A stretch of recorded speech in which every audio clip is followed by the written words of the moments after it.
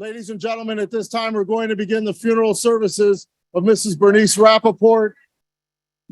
Rabbi Alan Kensky will be officiating. We ask that everybody this time limit the conversation to create a certain mood. Remember why we're here this morning. We welcome those of you who are watching via live stream. And for those of you here, please take a moment to be sure that your cell phones have been turned off as Rabbi Kensky approaches the podium to begin the sacred funeral ceremony.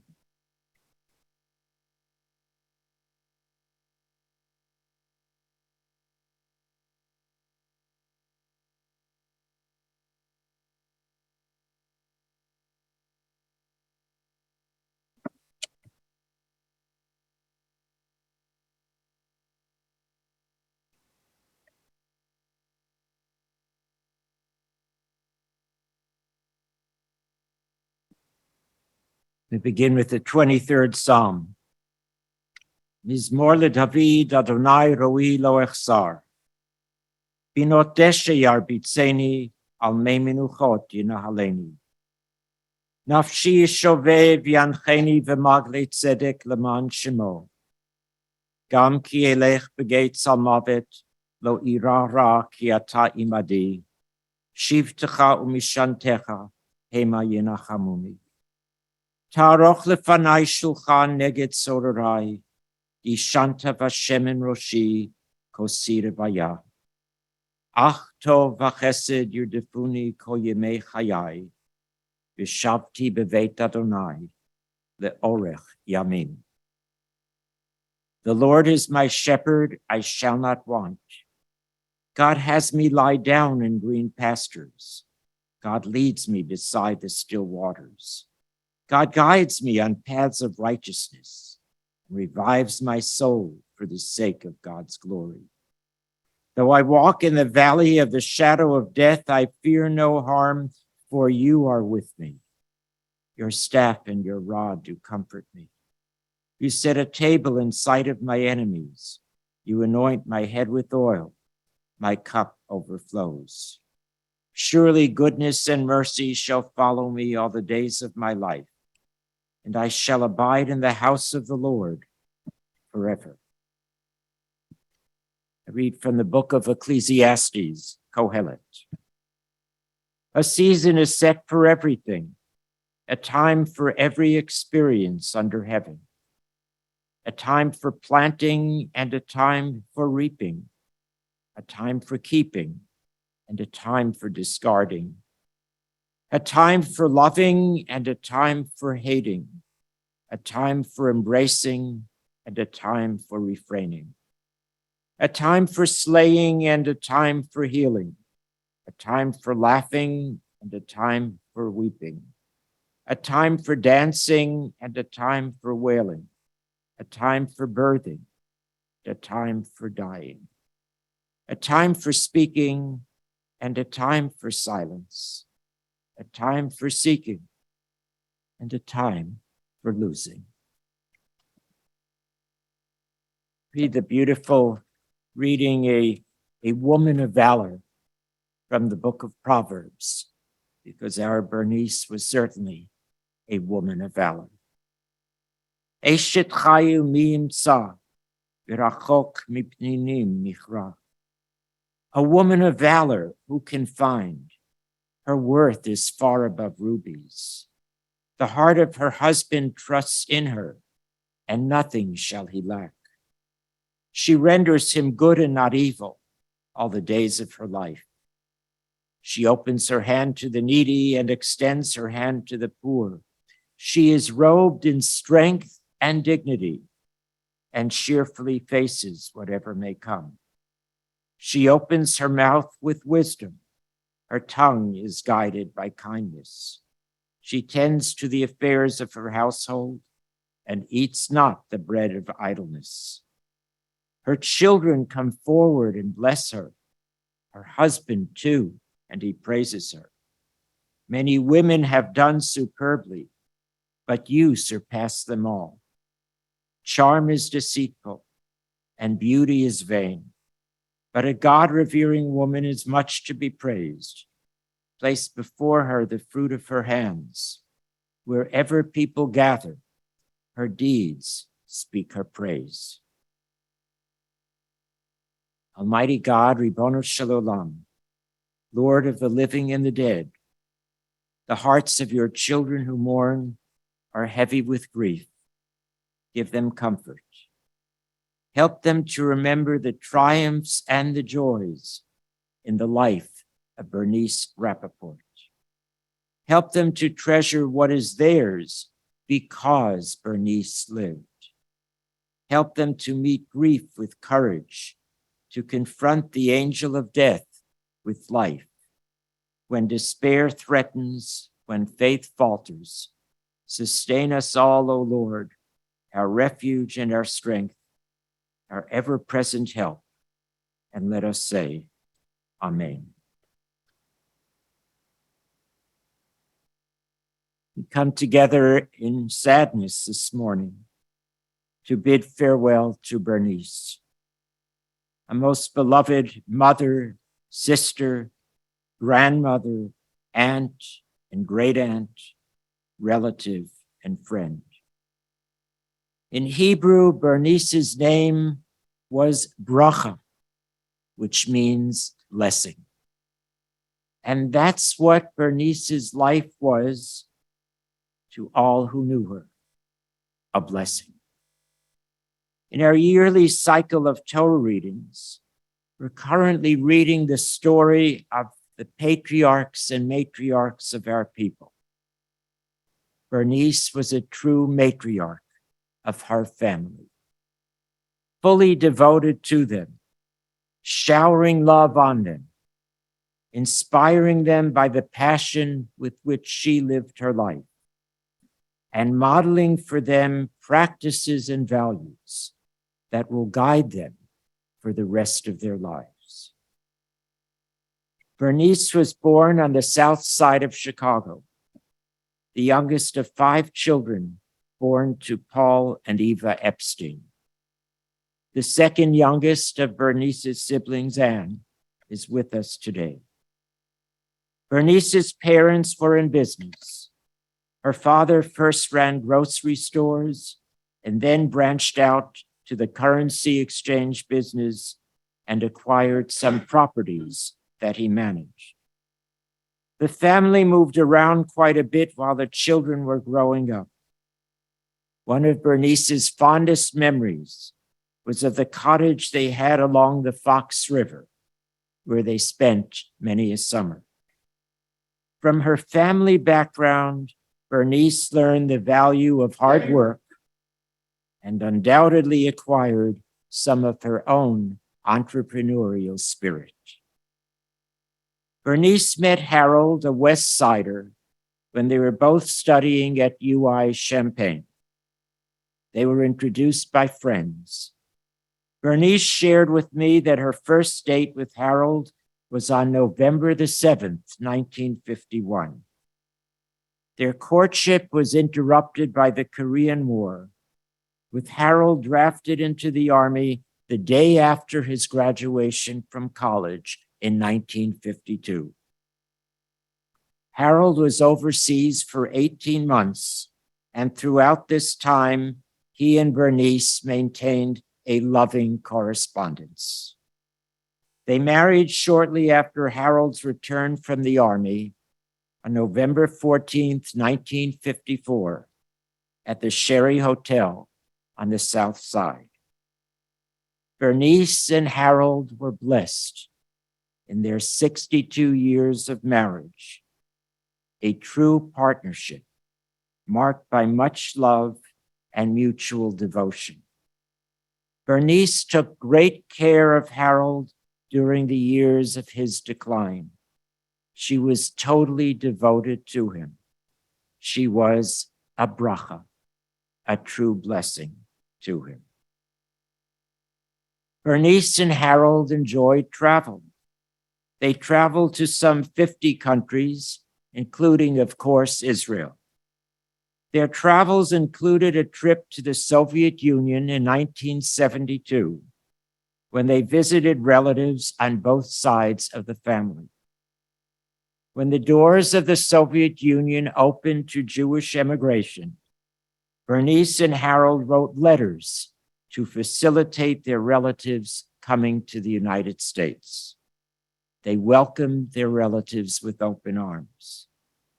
I have heard of the tributes to Bernice that have come from these families and of the deep love they felt for Bernice. Here too, for these families, Bernice's life was a bracha, a blessing. Bernice had a distinguished career teaching elementary grades in the Chicago public schools. She completed a degree in education at Northeastern University, and when Phil, her youngest, was 10 years old, she began first as a substitute teacher and then as a full-time teacher at CPS. Knowing Bernice's creativity and devotion, I can say without doubt that she was a blessing, a bracha, in the lives of her pupils. And alongside her teaching, Bernice worked as an editor at Rand McNally and authored and edited books for children. Bernice indeed had many skills and interests. Her mind was alert to the end, and she had that twinkle in her eye whenever she had a new idea. She had a flair for genealogical research, and she acquired much information on her family background and that of Harold's family as well. She was proud of her familiar roots and was determined to pass that information and pride onto her children and grandchildren. Bernice was an active member of our community. During Bernice and Harold's years in Evanston, they were active members of Mikdash El. In Skokie, they were members of B'nai Emunah, and after the merger with Beth Hillel, they enjoyed attending BHBE. Bernice supported Hadassah. It was always a joy for me to see Bernice. I could sense her strong spirit and always felt her warmth and her interest in me as a human being. I stood in awe of her devotion to Harold during the years of his decline. Family was at the heart of Bernice's life. She was a loving, devoted mother to Dan, Janice, and Phil. She took them on many a trip. During summers when Harold was working and could not travel, she took them on train trips to New York, Washington, D.C., and the Rockies. Above all, Bernice was present for her children, a source of strength to them throughout their lives as children and as adults. She joyfully welcomed Sarah, Steve, and Sandy to the family, extending a warm embrace to them and making them feel as full members of the family. Bernice is mourned deeply today by Dan and Sarah, Janice and Steve, and Phil and Sandy. Bernice was a second mother to nieces and nephews. Among these special bonds are those with Melinda and Phil and their family, who were always part of the family's holiday gatherings. Bernice was an amazing grandmother, Nini, as she was called, to Rivka and Isaac, Julie and Jeremy, and Max and Alex. Julie and Jeremy lived nearby, and Bernice was an active, regular presence in their lives, chauffeuring them, attending their school activities, and very much involved in their daily lives. Despite the distances, Bernice cultivated close relations with Isaac and Rivka, Max and Alex. She traveled to visit them frequently. She didn't miss a graduation or life cycle event, and she communicated with all of them regularly. She even drove to visit them on their college campuses. She was a strong presence in each of their lives and is remembered powerfully by each of them. Julie remembers that her Nini's greatest joy was in doing good things for others.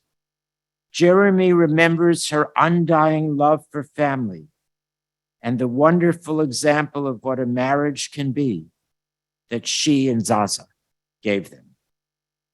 Isaac remembers his Nini's strength and curiosity. Rivka recalls how genuinely interested her Nini was in everyone's life. Max recounts how his Nini made others feel that they had a purpose. Alex recalls how selfless Nini was with her time. Bernice's impact on all her grandchildren was immense, and in her love and devotion to them, she was truly a bracha, a blessing in their lives. Bernice is mourned today by Rivka and Isaac, Julie and Jonathan, Jeremy, Max and Alex and Dana. Bernice has left all of you with a powerful legacy of memories, of teachings, and of love. She has helped make you the beautiful family you are today. She will live on in your hearts for the rest of your lives. You will hear her voice, and you will tell and retell her stories. She has taught you the power of roots and heritage, and you will hold on to this powerful teaching. Each of you, in your own way, has captured some of her spirit, and her spirit will live on in her family for generations to come. The memory of your beloved mother, sister, grandmother, aunt, great and great great aunt will be for a blessing, for a bracha.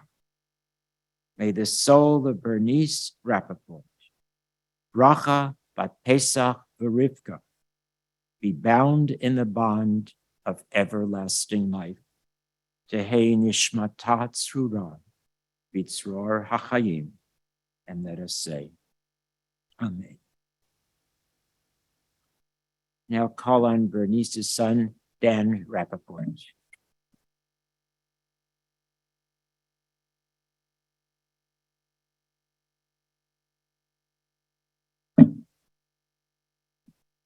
Thank you, Rabbi. You're a tough act to follow, but I'll do my best.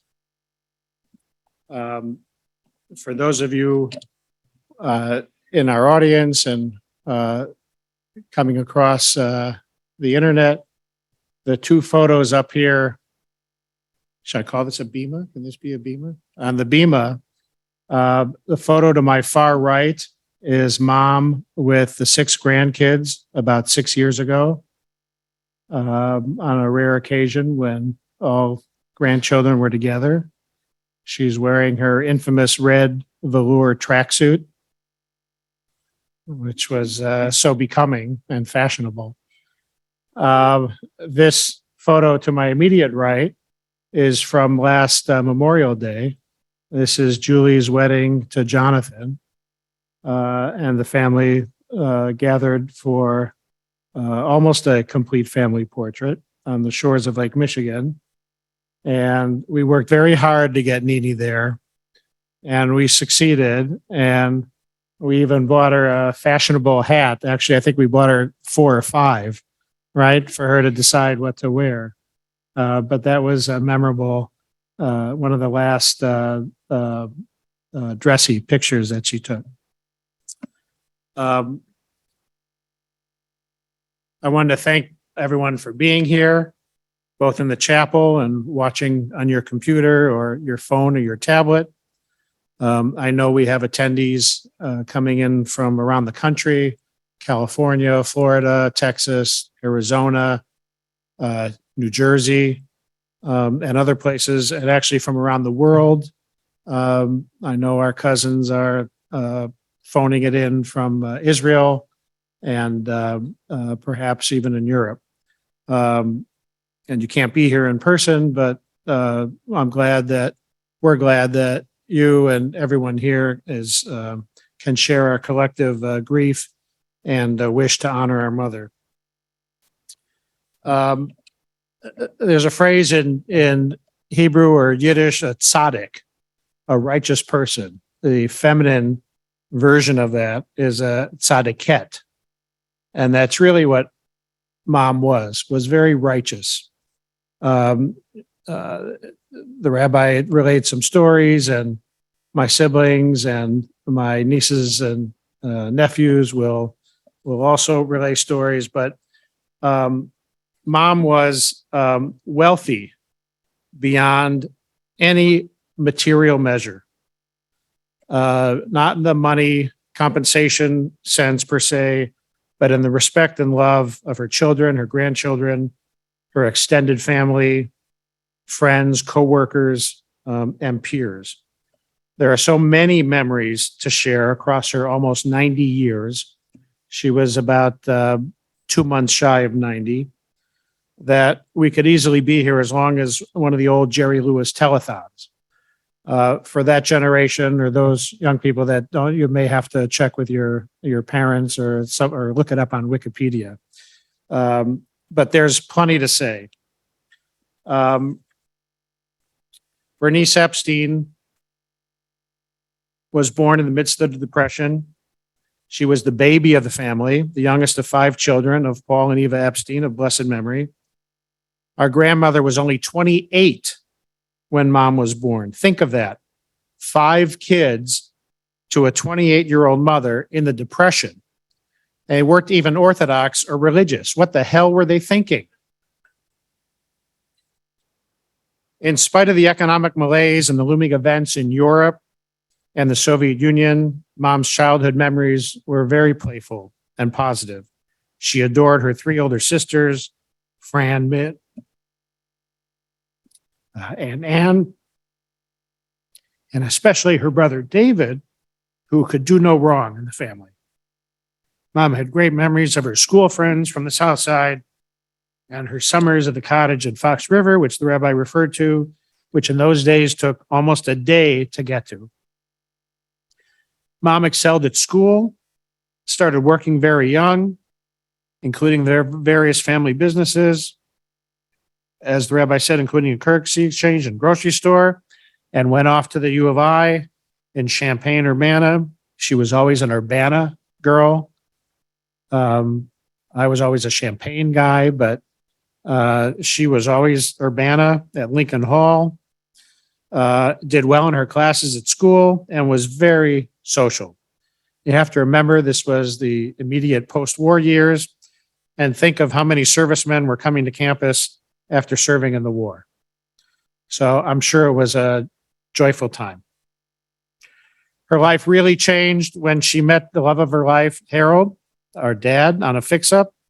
They soon became a couple, even though they were a mixed match. He was from the West Side, she was from the South Side. And if you know anything about that, the cultures were very different at that time. One thing led to another.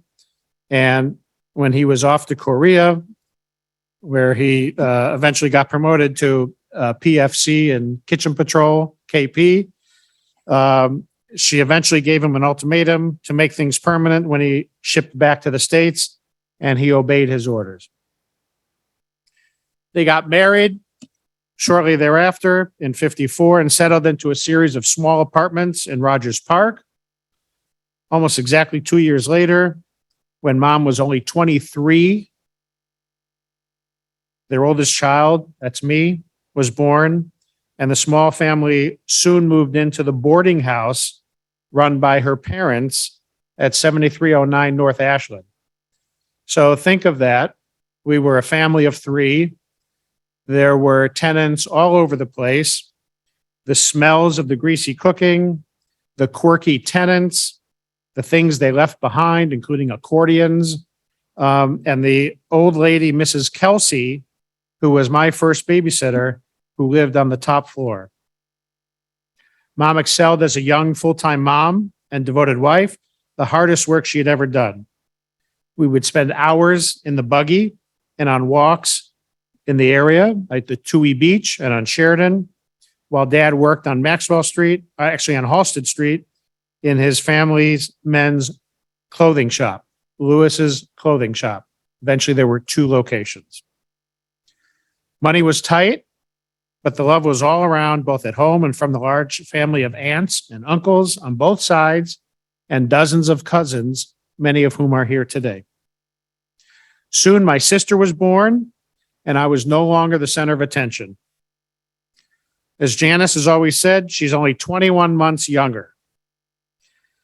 And I'm sure that life was extremely challenging, Mom took on the challenge and continued as a full-time mother and wife. Her dad, Papa Paul, passed away only at age 64.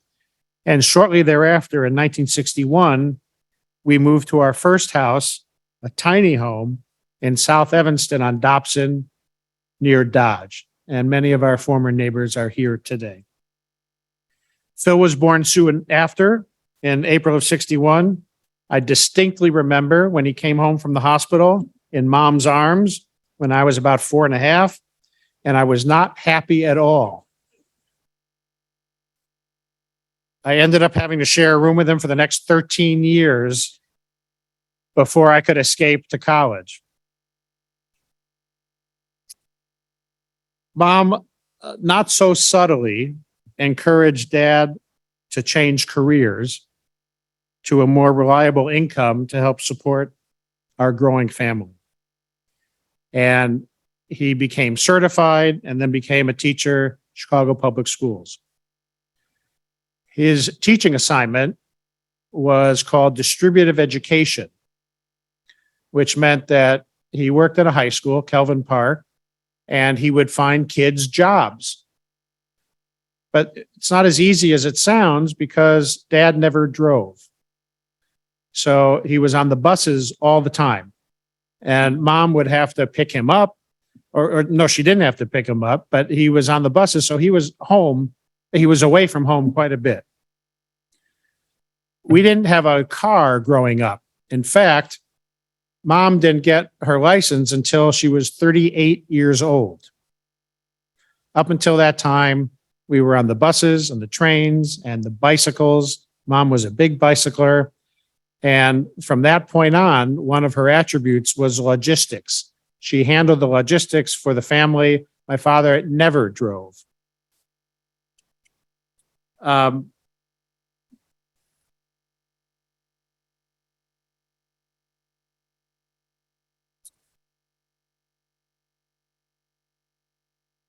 Mom was resourceful. Oh, I'm sorry. Our dad became a teacher. Life settled into a routine, more or less.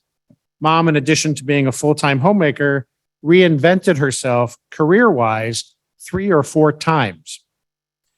She started out, among other things, as being the bookkeeper and the administrator for Grandma's buildings in Chicago.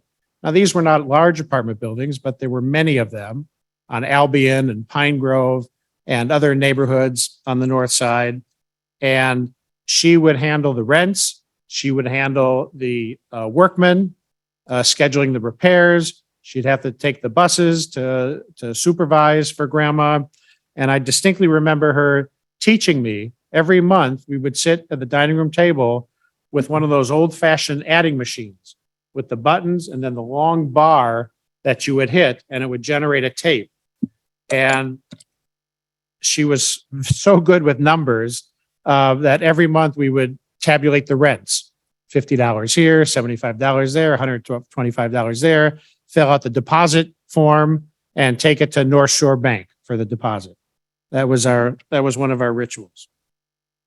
She went back to school to finish her degree at Northeastern Illinois.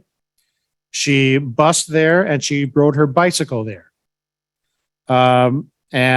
After graduation, became certified and also started working in the Chicago Public Schools, as the rabbi said, first as a substitute and then on a more permanent basis. She found another outlet for her passion for learning by becoming a published author and editor for publishing houses, including Rand McNally and McDougall Littell, where she worked on dozens of books and textbooks, made lifelong friends, and achieved a tremendous sense of accomplishment and self-worth. Some of those books are out in the lobby. You can't take them, but you can certainly page through them on your way out.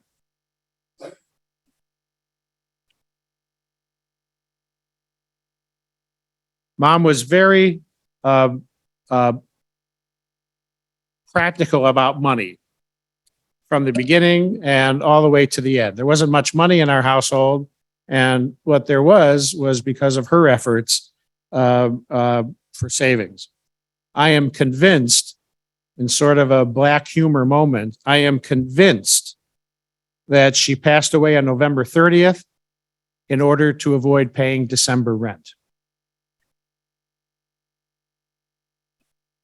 3 days before she passed away, she couldn't speak, but she was visiting with our cousin Phil Sharkin and wrote out, she was trying to get rid of her 4 pieces of furniture in the room, a couple of bureaus and a credenza, but couldn't bear herself to give them away to Goodwill, so she tried to sell them.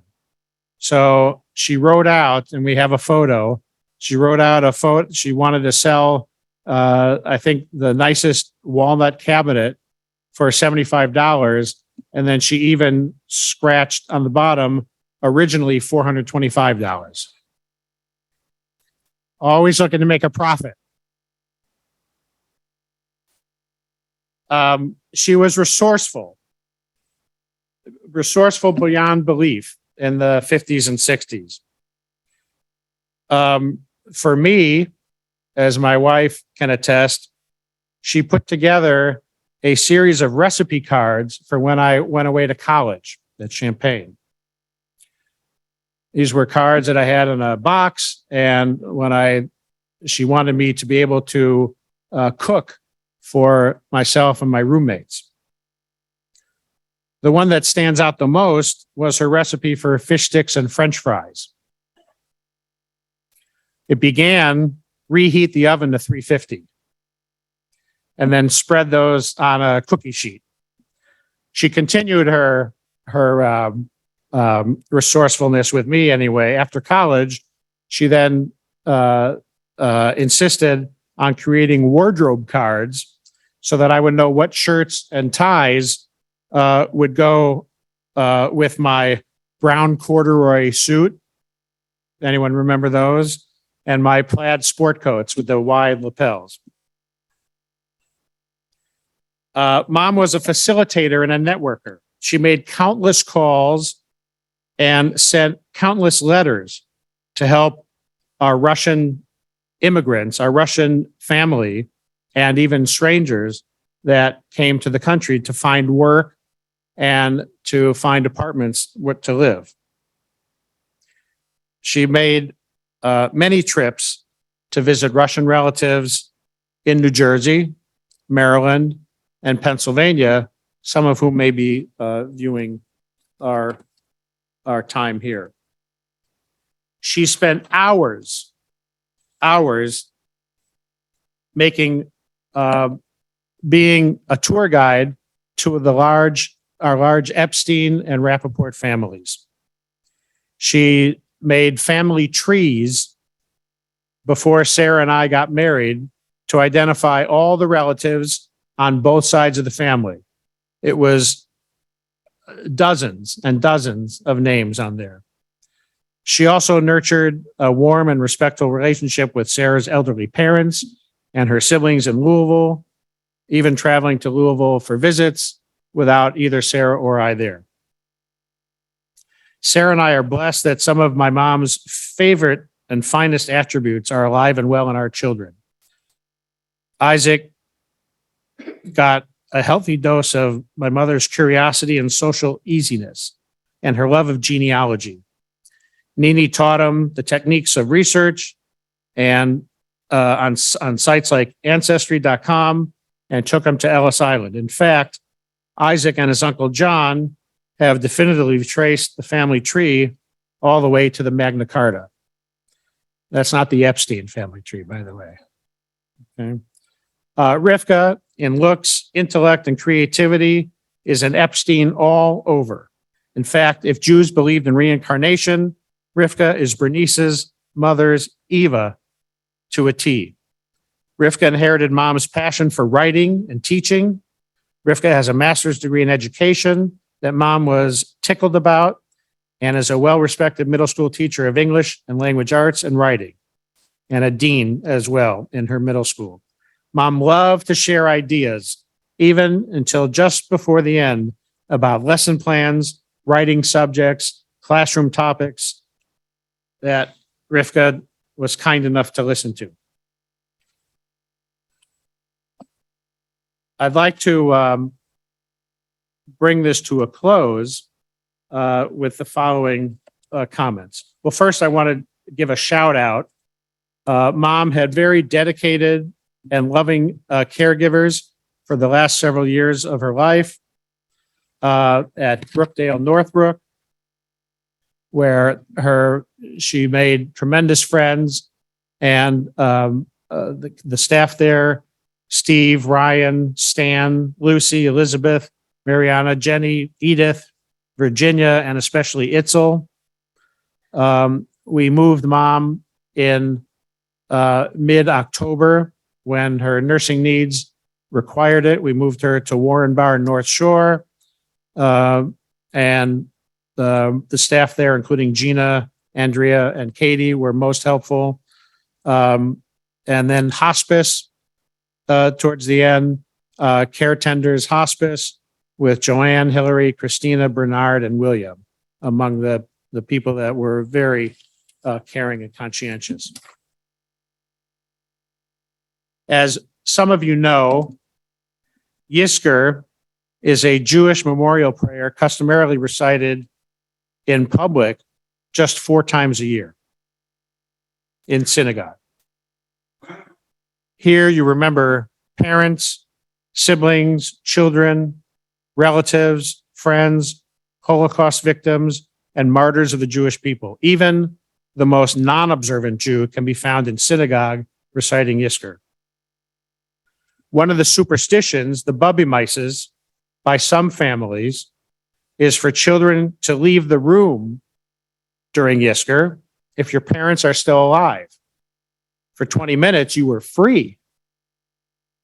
I lost out on recess 6 years ago when Dad passed away. And from now on, of course, I'll be saying Yizkor for both Mom and Dad. My favorite, most meaningful Yizkor prayer is one that's only recently been written, and it's written in English, and it's actually co-written by my former rabbi in Minneapolis, Sylvan Kamens, Kamens, for those of you following at home. It's called We Remember Them. For this occasion, and in closing, I'd like to turn this short prayer into a responsive reading with you, our audience here, and with you, our audience at home. Your part is, we remember Bernice. Now, the we can be an I, the remember stays the same, and the Bernice is Nini, or Bernice, or Mom, or Aunt Bernice, or Great Aunt Bernice, or Mrs. Rappoport, or Phil's mom, or Janice's mom, or Sandy's mother-in-law, or any one of the above, okay? So it's I/we remember and how you know Bernice. All right, so let's practice for a minute, okay? I'm going to give you some lines, and you're going to pronounce at your seat, I remember and how you know Bernice, all right? So let's try it. 1, 2, 3. I can't hear you. Louder, please. All right. This isn't working, okay? The audience at my last show was much better, okay? I don't know what the matter is with you. You must think you're at a funeral or something, okay? Again, I or we remember, and then fill in the name you know her at. All right, here we go. Hit it, Riddle. All right, we remember them. And I'll try and get through this. You watch for my cue for your portion. At the rising sun and at its going down, at the blowing of the wind and in the chill of winter. A lot of Phil's moms out there. At the opening of the buds and in the rebirth of spring. At the blueness of the skies and in the warmth of summer. At the rustling of the leaves and in the beauty of the autumn. At the beginning of the year and when it ends.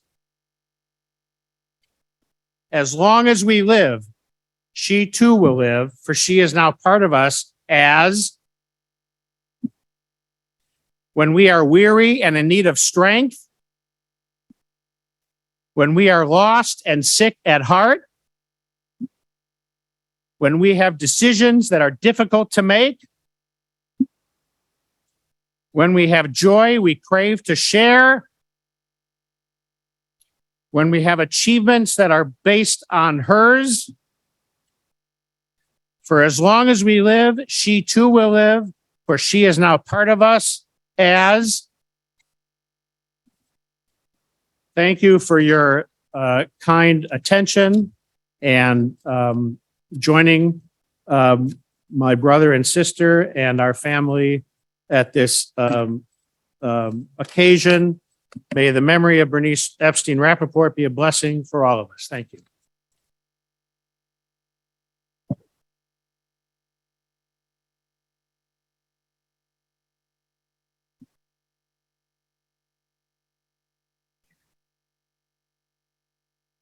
Now call on Bernice's grandsons, Alex and Max Rappoport.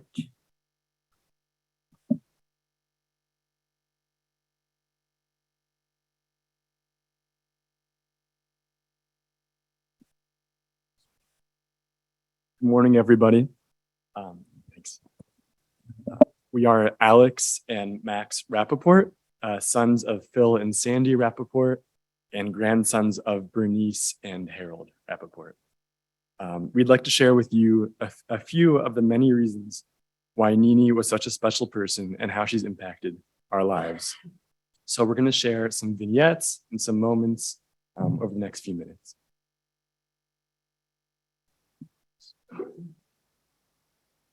When we were younger, our visits to Chicago would include watching old black and white comedies at Nini and Zaza's condo, throwing the baseball with Jeremy at the field nearby, and sometimes working out with Zaza. As we got older, though, Nini liked to give us assignments, and I'm sure that was the same for all of our cousins. Examples of these assignments included organizing family photos, sometimes dating back to the early 1900s, making photocopies of her family's travel documents from Russia, typing her memoirs as she recounted them, and translating a version of the family tree from Russian to English. Not that we knew any Russian, but Nini, always resourceful, enlisted my girlfriend at the time, who luckily did. We'd page through photos of Nini and Zaza's childhoods, but also of their travels from the 70s and 80s, and pictures of Zaza in Korea during the war, with his helmet turned makeshift shaving bowl and his American and Korean friends. Giving us family photos to sort through and family trees to decipher was Nini's way of letting us interact with our own history. And Nini's encyclopedic knowledge of our family history was the thread that tied everything together. It was a way for us to see where we came from and to appreciate where we are today. It was a way to show that we were the products of hard work, good friends, a little comedy, a lot of love, and a close-knit family. It made us feel part of a story much larger than ourselves, a story that is now ours to pass on. By growing up in Virginia, we only saw our grandparents a few times a year. Despite this, Nini always made an effort to stay connected, to keep in touch, and to correspond throughout the years. Not only did Nini keep in touch with us, but we know she did that with so many of you as well. And as you all know, her messages and letters weren't like typical messages that one might receive. You could really tell that she genuinely cared and she was so interested in what was going on in one's life at a given time. Whether it was a phone call, an email, as she was an avid emailer, or on FaceTime during the pandemic, she always made an effort. She taught us to keep in touch with each other, have meaningful connections and conversations, and to make those moments matter. I now want to share an email that our Nini sent me just a few months ago on my birthday. It was addressed to Smart Alec, which she enjoyed calling me, as she has nicknames for many people, and even though my name is Alex, still a great nickname. In honor of your birthday, listen to my special request for people who know Alex best to join in a loving, proud toast to hear his Nini boast, not roast. This email, like many that she wrote over the years, is just one example of the care, the love, and the humor that she put into every instance of her communication.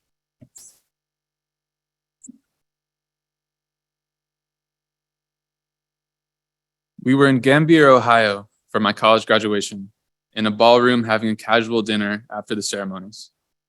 At one end of the ballroom, a big band style jazz group was just warming up.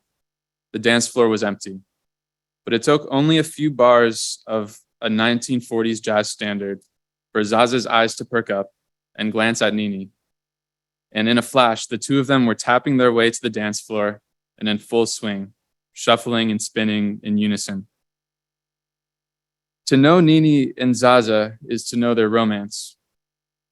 On that night in Gambier, if only for just a few songs, Nini and Zaza were in their own little world, with no concern for the students and family members looking on in awe. After a few songs and rounds of applause, dozens steadily joined them on the floor. But of course, they weren't looking for followers or recognition. They just loved the music and each other's company.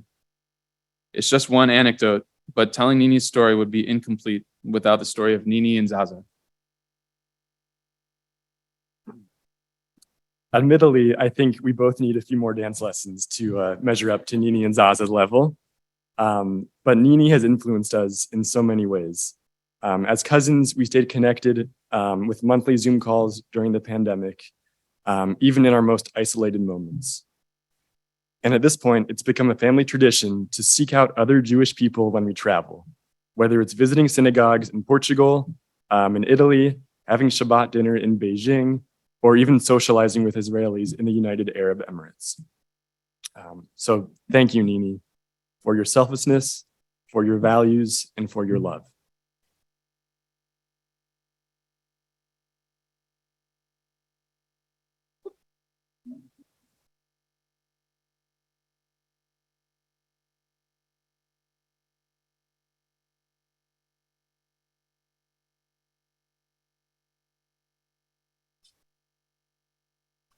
Now call on grandchildren, Rivka and Isaac Rappoport.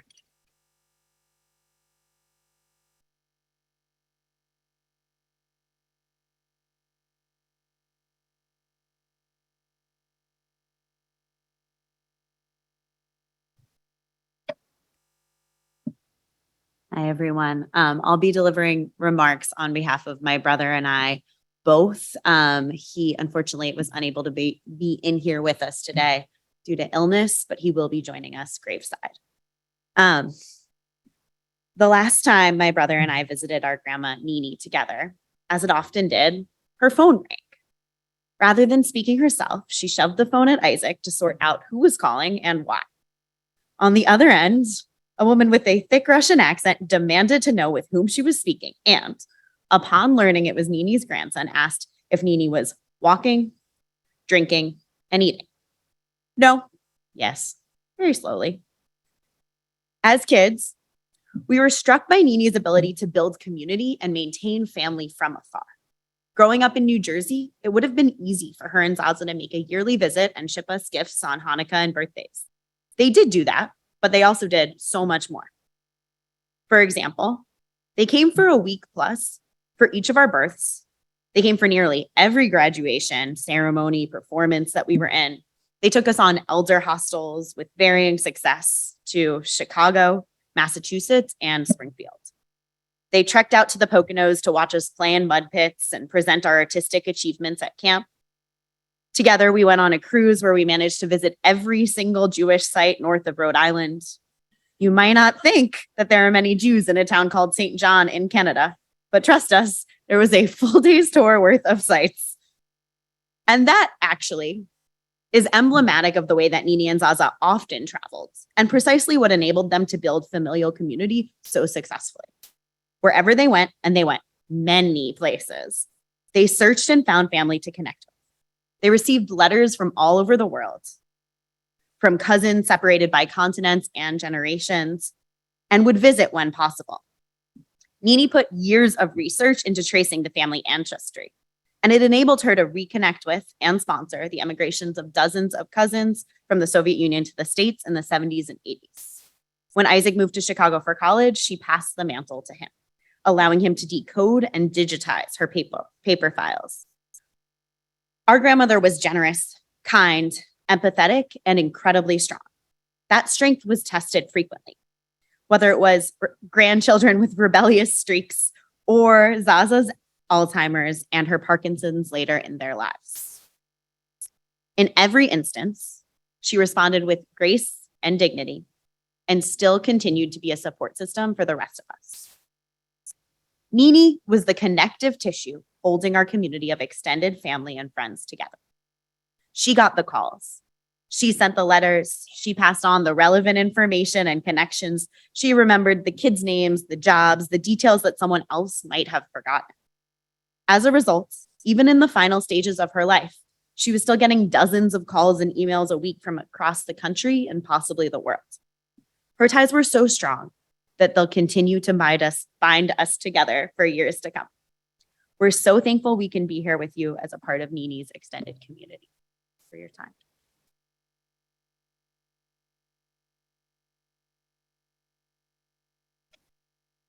Now I call on grandchildren Julie Feldman Hyman and Jeremy Feldman.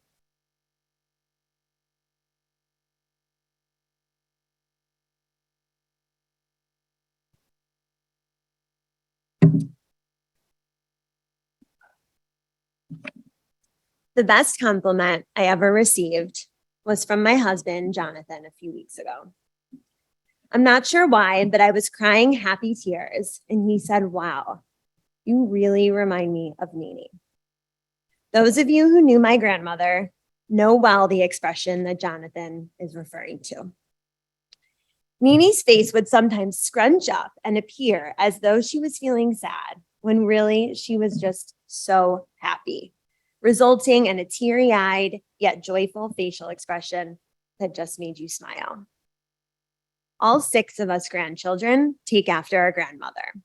And this morning, I would like to highlight 3 of the numerous qualities that she passed down to all of us. Nini loved to travel, as you've heard already today. At a very young age, she encouraged us to learn about different communities, cultures, and languages. She would often share photo albums from trips to Europe and Asia in the 70s and 80s, and was always taking phone calls, even when we were there, from 3rd, 4th, 5th cousins once removed from all over the world. Our grandparents instilled a love of travel, adventure, and curiosity. As a result, every single one of us grandchildren has lived abroad. And Nini loved nothing more than hearing about our experiences and adventures. I spent the last few days reading through my emails from my grandmother during my time abroad in 2008. Not only was she so eager to hear about my life in Spain, but she was always sure to update me on the price of gas, on weather, on the traffic conditions on the Edens Expressway, and the latest updates from New Jersey and Virginia. My grandmother was an avid reader, instilling the importance of education in her children and grandchildren. Our grandparents, as you heard, were both CPS educators, and Nini went on to write and edit children's stories and textbooks.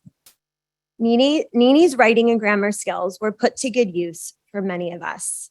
In fact, up until just a few weeks ago, she was still providing feedback to her great niece, Danielle, who is currently taking after Nini and writing her own children's books. Nini worked with me on every single high school, college, and graduate school essay. At 80 years old, while she was caring for her husband with Alzheimer's, still sitting on the board of her condo association, and taking care of endless numbers of neighbors, friends, and extended family members, my grandmother still found time to help me with my schoolwork, as I know she did for many of my cousins too. The manner in which our grandmother loved and cared for the people in her life was truly remarkable. She began many of her emails to me with this: "Dear Julie, I'm sorry to be nosy, but I just can't help it. It's my nature." She really wasn't all that nosy all the time, unless, of course, she was worried about me or Jeremy driving home after dark or spending too much money on airfare or hotels, in which case she would quickly offer to come to the city to drive me home or share her Marriott points with me. Nini usually asked very thoughtful and important questions, generally about friends, work, and hobbies. She was genuinely interested in what and who was important to all of us. She remembered and celebrated every birthday and anniversary, job promotion, and graduation. She took care of everyone: cousins, nieces, great nieces, great nieces, nephews, old neighbors, childhood friends, friends of friends, children, grandchildren, and most of all, her husband. Her devotion to her grandfather was admirable, and her selflessness will never be forgotten. I wholeheartedly believe that there is no one else in this room that has as many close friends and acquaintances as my grandmother did. Not only that, but she taught us to prioritize, nourish, and maintain these relationships. She modeled for us the importance of tzedakah, love, friendship, and family. And all of us grandchildren have a piece of Nini in us.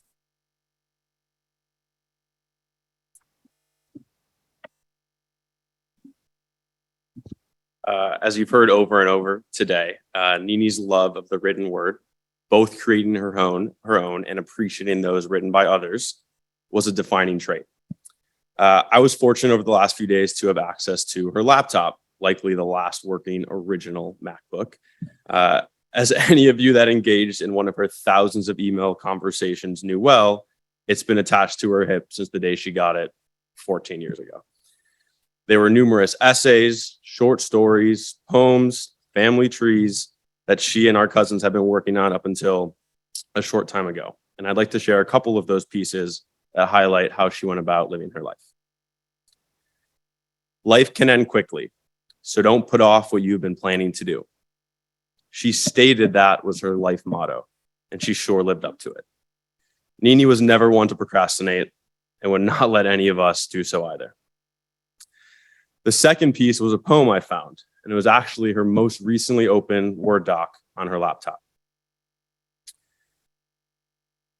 Not written by her, don't have the author's name handy, but it was the most recent. She had opened it just a few short weeks ago. I think it's true what they say. Life really is a journey. And it's not easy to know which maps to trust or what to pack for a trip. But whatever the weather, wherever the road leads, I think the best possible traveling advice would be this: bring a friend. Thank you, Nini, for showing me and all of us what being a friend truly means.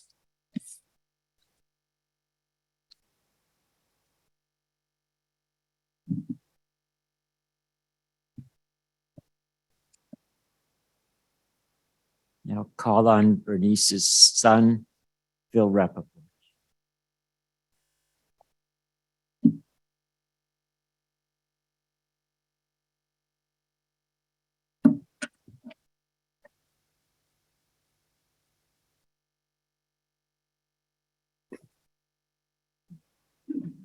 I loved hearing the stories from my brother, excuse me, my brother, my nieces and nephews, my children.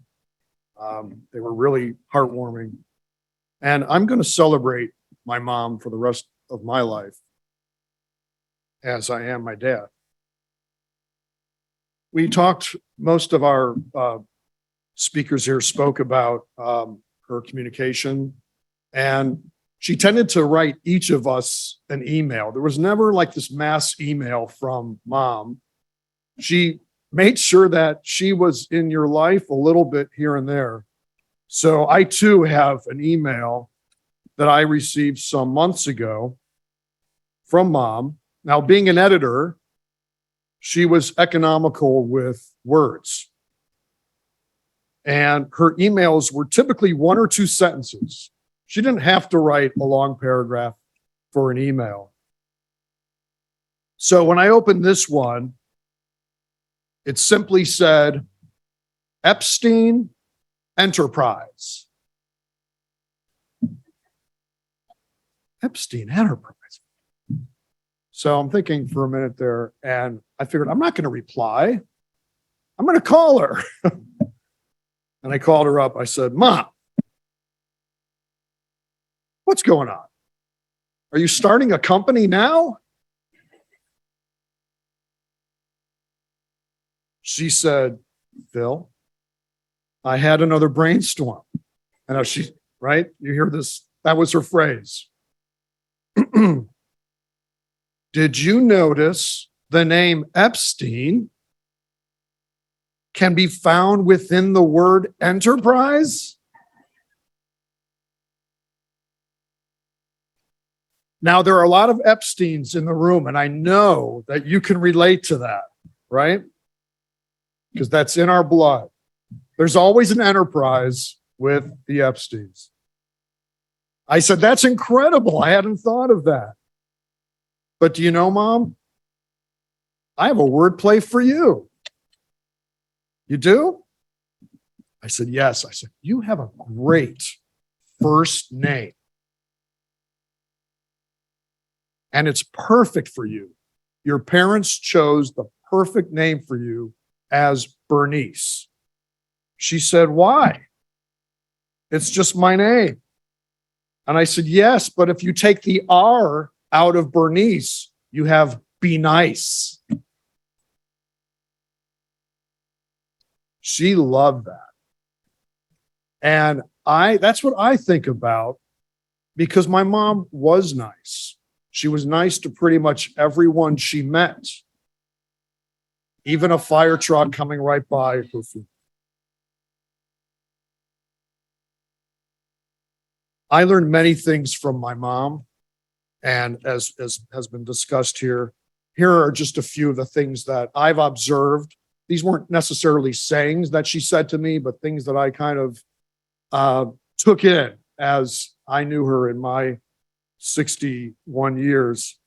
The first is call your mother. Be open-minded. Be tolerant and patient with others. Look for the good in people. The quiet ones usually have the best stories. Lead with a smile. Know where you came from. If you want to be a detective, you have to know where to look. Show tunes will brighten your day. Jitterbug beats disco. The world needs good writers. And as Jeremy and some of the others spoke about her writing, words matter. Our mom loved words.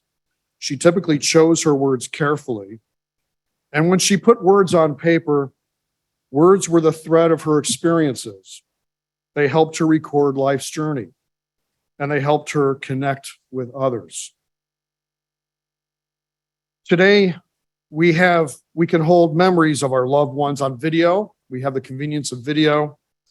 We've got photos, of course, and I even saved probably 24 of her voicemails that I can access at any time, and I do, going back about 10 years. But we are fortunate to have Bernice's words in many forms, and her words will live on. She started working on her life story several years ago, and I think some of her grandchildren helped organize the chapters. Her storytelling is vivid. She writes about the different homes she lived in on the South Side, as the rabbi and Dan alluded to, the games she played with her sisters and closest friends. And when she was in Girl Scouts, and one of the only Jewish girls in that troop, she rewrote and directed the play A Christmas Carol, performing it on stage at the Park District Fieldhouse on the South Side of Chicago. So some of us didn't realize that we knew she was a director, but she was a director at a very young age, and she kind of put it all together, and everyone followed her lead. They trusted her. She takes us, we can see her world.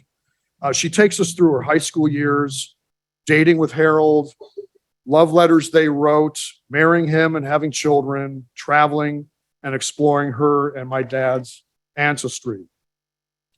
Her travel diaries and postcards are detailed and exceptional. And I'm just going to share a few sentences here. Some of us have her diaries here. This is from 1983, July of 1983, and it's just a paragraph, but I wanted us to hear her words, not just our words. So this is from Saturday, July 9th of 1983 on their trip to China. I mean, there was Kissinger and Nixon who opened up China, but Harold and Bernice opened up a lot of countries and met a lot of people along the way, even folks who took them into their home after meeting my parents. Saturday, July 9th, I'll read it quickly. We woke up our first morning in Shanghai to a haziness. The air is humid, but not unbearable. Our window faces a construction area. Various wooden structures are going up. The men are wearing straw hats and carry brooms, wood, pushing wheelbarrows and wagons. Piles of bricks and wood are around the whole area. The whole area has a low wall around it. A residential area of 2-story concrete houses is to the left. Harold and I took a walk around the hotel grounds before breakfast. We walked down a wide lane with gardens on either side to a large gate. Outside of this compound is a busy road. Most people are on bicycles going to work. Some are pulling carts attached to the bicycles. One person had an elderly woman in a cart attached to the rear. Another had baskets of fish. The buses that passed were packed with people. Everyone has dark clothing. A few army-like trucks passed, and some taxis and private cars too.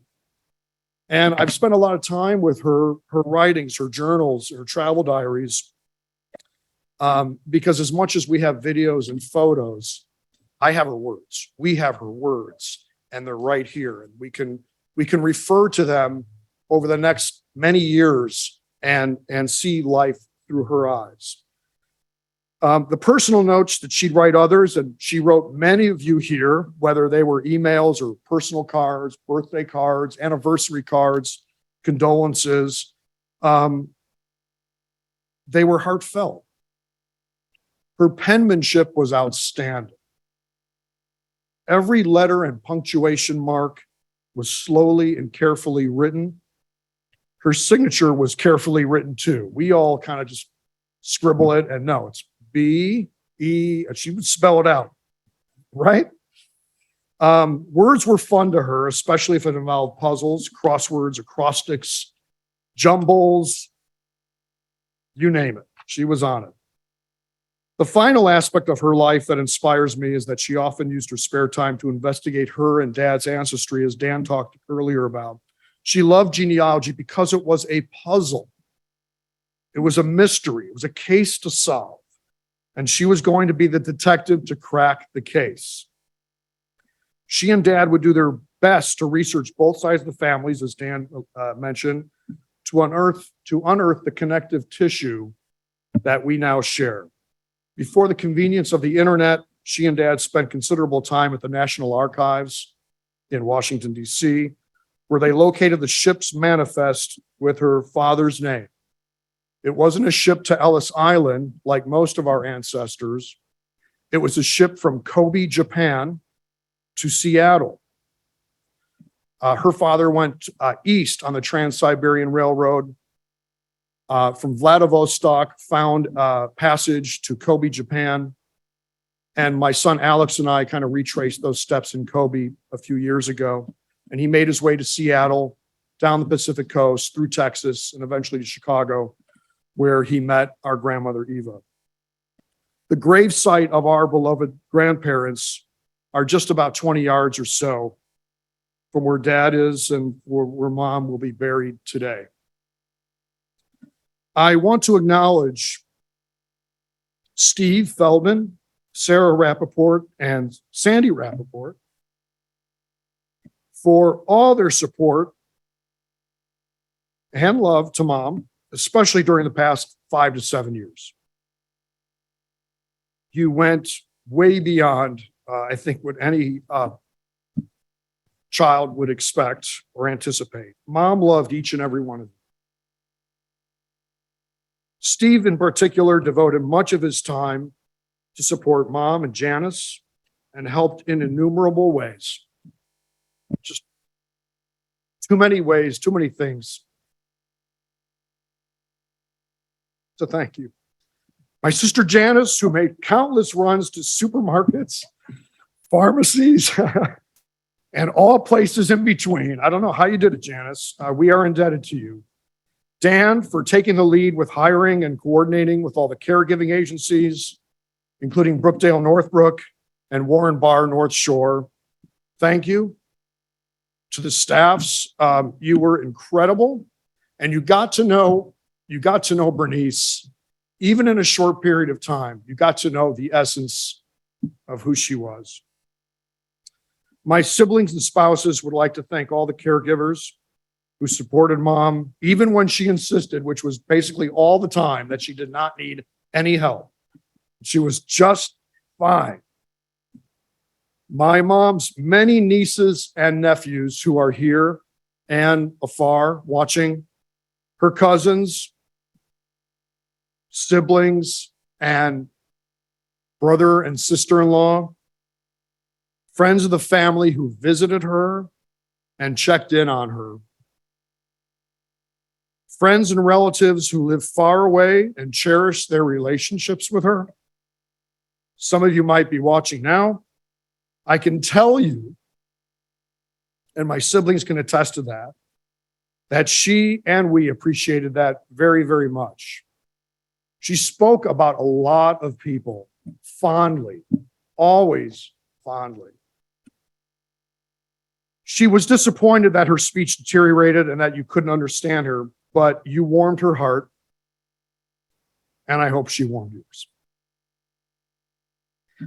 Today, we are all one family, and we are all in Mom's family. In closing, I just want to quote the great Maya Angelou, who had a saying that, quote, I've learned that people will forget what you said. People will forget what you did, but people will never forget how you made them feel.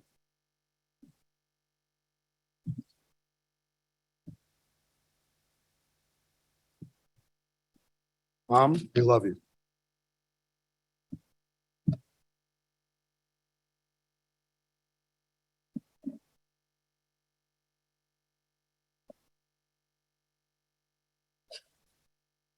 Please rise for the memorial prayer.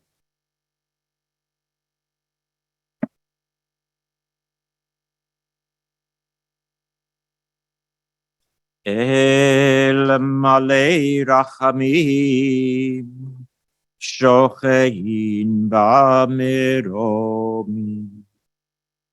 hamtzei menucha nechona, tachat kanfei hashechina,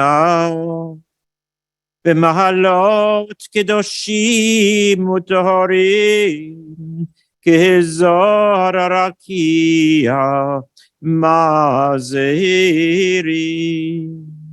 לנשמת ברכה בת פסח ורבקה, שהלכה לעולמה. בגן עדן תהא מנוחתה, הענה בעל הרחמים, הסתיריה בסתר כנפיך לעולמי. וצרור בצרור החיים את נשמתה. אדוני הוא נחלתה, ותנוח בשלום על משכבה, ונאמר Amen. O God, exalted and full of compassion, grant perfect peace in your sheltering presence among the holy and pure, to the soul of Bernice Rappoport, Bracha Bat Pesach Berivka, who is gone to her eternal home. Master of mercy, we beseech you, remember all the worthy and righteous deeds that she performed in the land of the living. May her soul be bound up in the bond of life. The Lord is her portion. May she rest in peace. And let us say, Amen.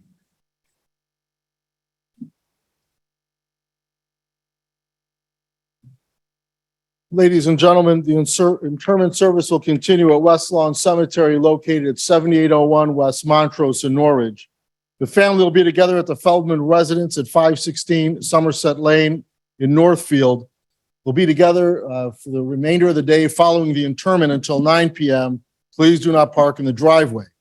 The Shiva will continue in New Jersey. That information you'll find on the service folder. Memorial contributions in her memory to the Michael J. Fox Foundation would be appreciated. For those of you who are joining us online, all that information you can find on our website. Ladies and gentlemen, we are not going to do a formal procession to the cemetery. So for those of you, we're going to meet at West Lawn Cemetery at 12 noon for the interment. However, for those of you who wish to follow the hearse, you can stay in the parking lot. Just ask one of the people for a flag. If you are going to follow us, please have your high beam headlights on at all times. Use your flash, your hazard lights. Please use your horn liberally as you're going through the intersections. Please do not speak or text on your cellular phone while driving to the cemetery. So you do have a choice. You can either go directly to West Lawn Cemetery at 7801 West Montrose, or you can follow the hearse. At this time, I invite those of you who've been asked to serve as pallbearers to please come forward as we escort the casket of Mrs. Bernice Rappoport to the hearse, and everyone please rise.